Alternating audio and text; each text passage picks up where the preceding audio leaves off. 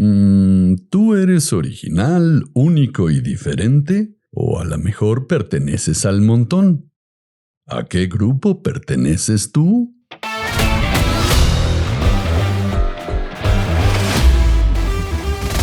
Bienvenidos a Bestia Espiritual. Y aquí estamos ya, en este cuarto episodio del podcast Bestia Espiritual. Yo les agradezco mucho que estén escuchando. Quiero hablar de cómo la ley de atracción es la prostitución del Sermón del Monte. Suena fuerte, ¿verdad? Tal vez son las palabras que estoy escogiendo, pero desde mi arrogante punto de vista, así es. Resulta que el Cristo, porque tampoco me voy a meter al Sermón del Monte de una forma completa, han de saber como preámbulo, pues, que yo no soy una persona religiosamente afiliada, yo no tengo afiliación con ninguna religión, no practico la religión y sin embargo encuentro muchas enseñanzas bíblicas, por ejemplo, muy interesantes y muy importantes. Eso creo que es mantener la mente abierta. Una cosa es que no tengas afiliación religiosa y otra cosa es que deseches lo religioso por prejuicios. El sentimiento religioso que muchos jóvenes hoy día desechan en paquete con todo lo demás, para mí es sumamente importante y es trascendente en la existencia. Su razón de ser no es casual. En fin, hablábamos del Cristo y del Sermón del Monte, donde el Cristo dice que la justicia es perfecta porque se engendra en el lugar secreto, en tu lugar secreto, en otras palabras, en tu conciencia. Y esto desde mi punto de vista tiene mucho sentido si pensamos que toda la alegría y la satisfacción que yo halle a través de la carne en esta vida es absolutamente irrelevante porque va a terminar, porque es intrascendente. Ya lo habíamos explicado en otro podcast, si no me equivoco. Si esto es así, yo le he escuchado decir a la gente, a algunas personas en alguna ocasión, es que Dios me salvó la vida. Y yo pienso automáticamente, porque además así soy medio canijo, pero pienso, ¿qué vida te salvó? Es decir, tal vez te salvó un rato, porque más tarde o más temprano te la va a venir a cobrar, compadre.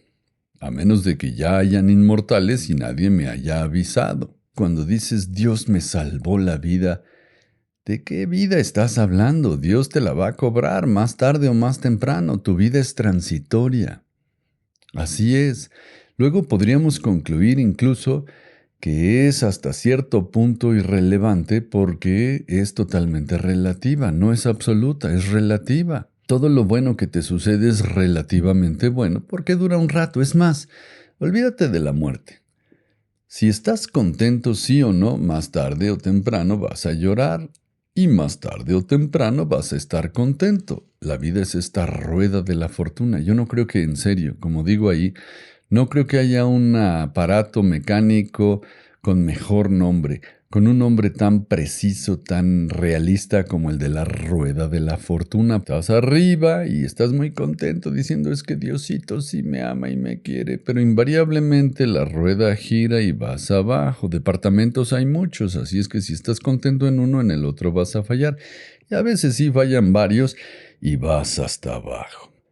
Lo que quiere decir la justicia es perfecta en el Sermón del Monte es que tu conciencia está generando tu realidad para mandarte toda suerte de experiencias buenas y malas para que impacten tu espíritu y transformen tu conciencia. En otras palabras, si lo que necesitas en un momento determinado es ganarte la lotería o sufrir una gran pérdida, eso justamente es lo que necesitas y va a terminar pasándote invariablemente. Alguien que leyó lo anterior pensó en hacer un negocio tal como el secreto de que yo todo lo que pienso, trueno los dedos y le ordeno al universo que me lo dé. No funciona de esta manera.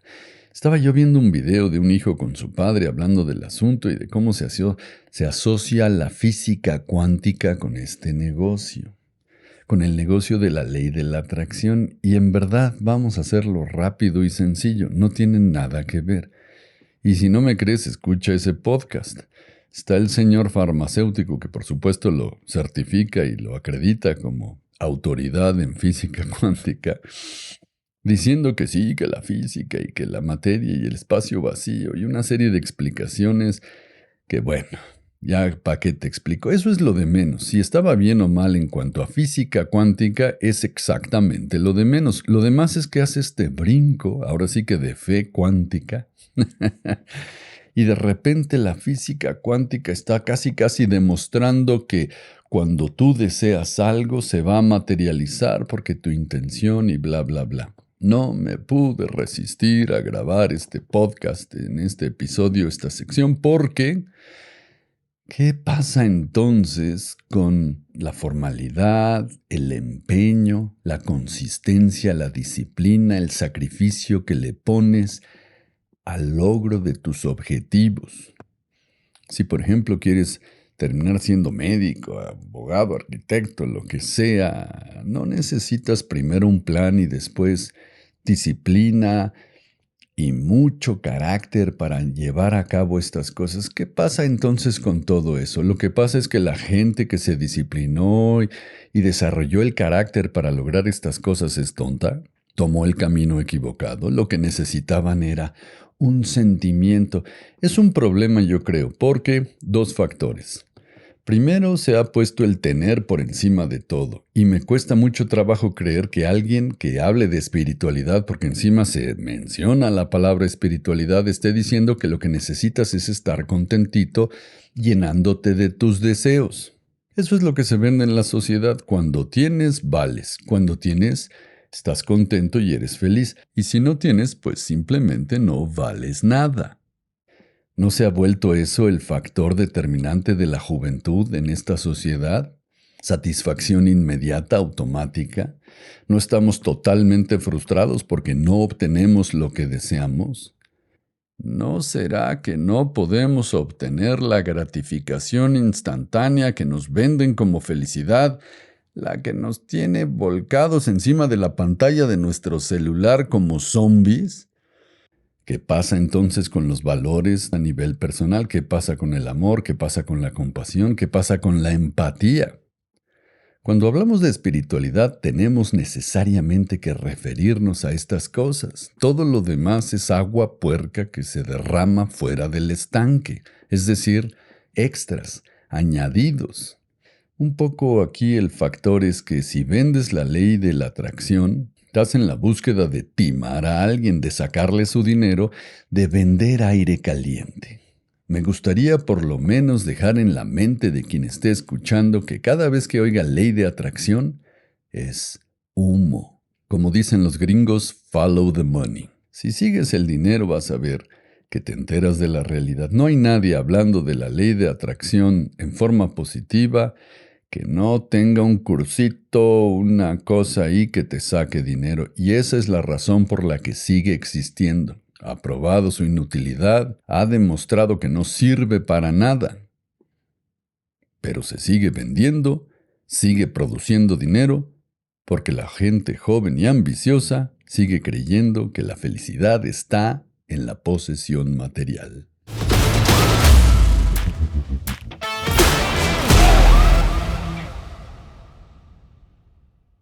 ¿Será que entonces estamos representando un papel? ¿Que actuamos toda la vida? ¿Que estamos tratando de venderle a nuestros semejantes que somos de cierta manera?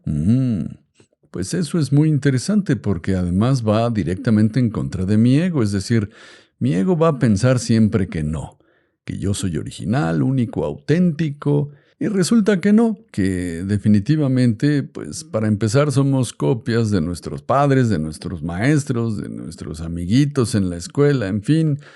Fuimos pepenando características de todo el mundo porque además es la cuestión más natural, imitar para aprender.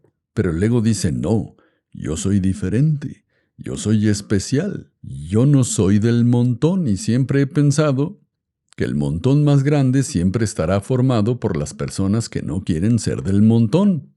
Ahí vas a tener el montón más grande. Para realmente destacarse, tendrías que decir, soy igual a mis semejantes. Los rasgos que me distingan, pues son totalmente superfluos, No tienen absolutamente ninguna importancia. Y esto es lo que te haría realmente diferente a todos porque la gran mayoría de personas están pensando exactamente lo contrario, que son muy especiales y muy diferentes a todo. Diferente tal vez haya sido Adolfo Hitler.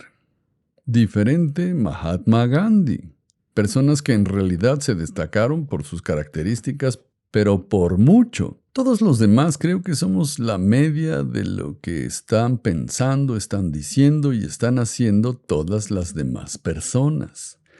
Ahora que existe Internet y que los medios masivos se han difundido con tal magnitud que llegan hasta el último rincón, que todo mundo carga una pantalla de televisión que cabe en la mano y se puede entonces enterar de todas las instrucciones de cómo actuar, pues nos hemos vuelto mucho más parecidos, inclusive de diferentes países.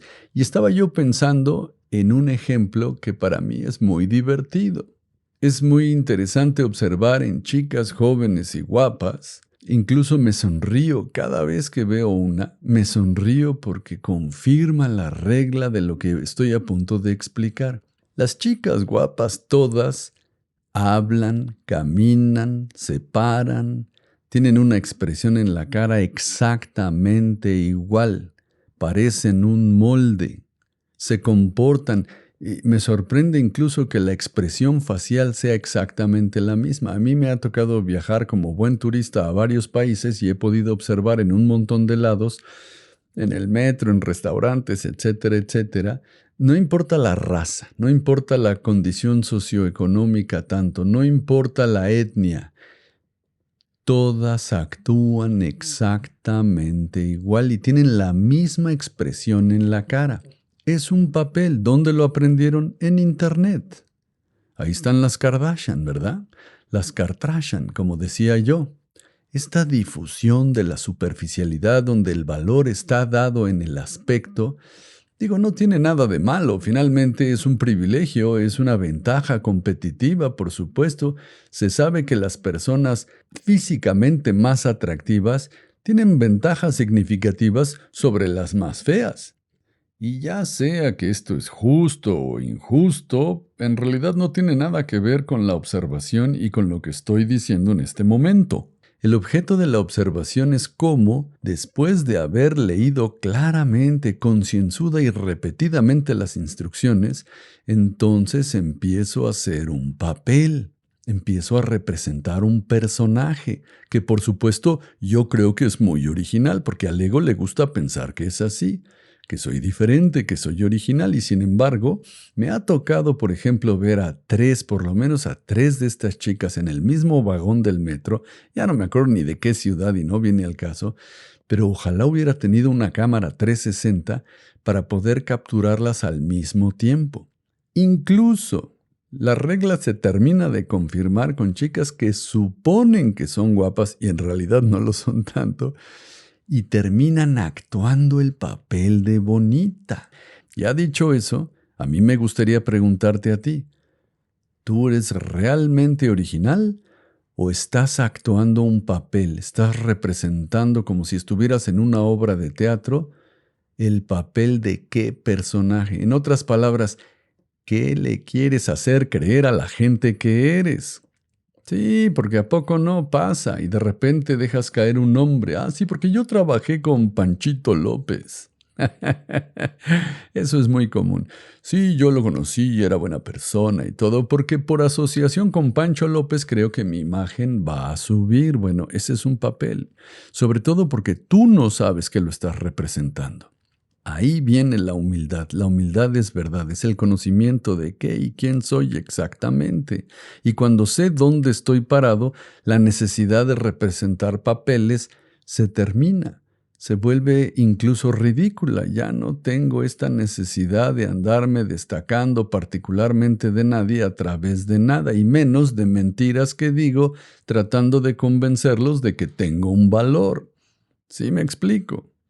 Entonces, la pregunta sería, cuando casualmente dejo caer una pieza de información que creo me conviene decir, ¿Cuándo me salgo de mi camino para que los demás sepan cuántas cosas tengo o que sepan que tengo alguna cosa en particular?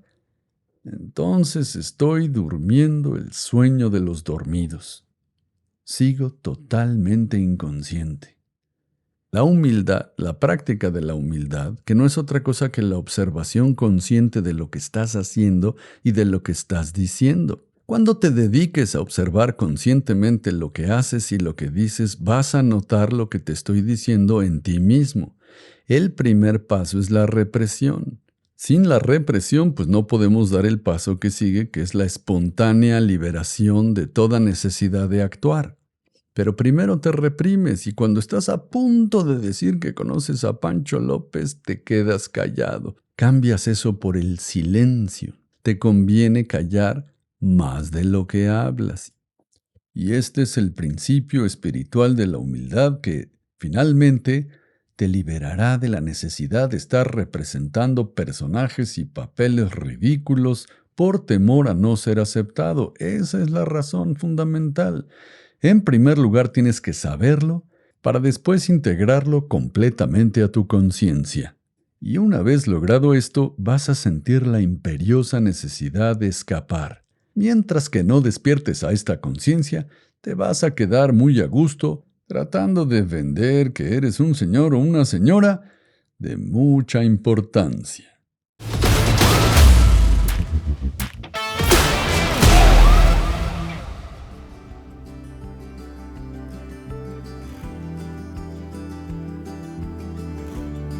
Imagina que estás tomando café con alguien del sexo opuesto, con quien además tienes la pretensión de quedar bien.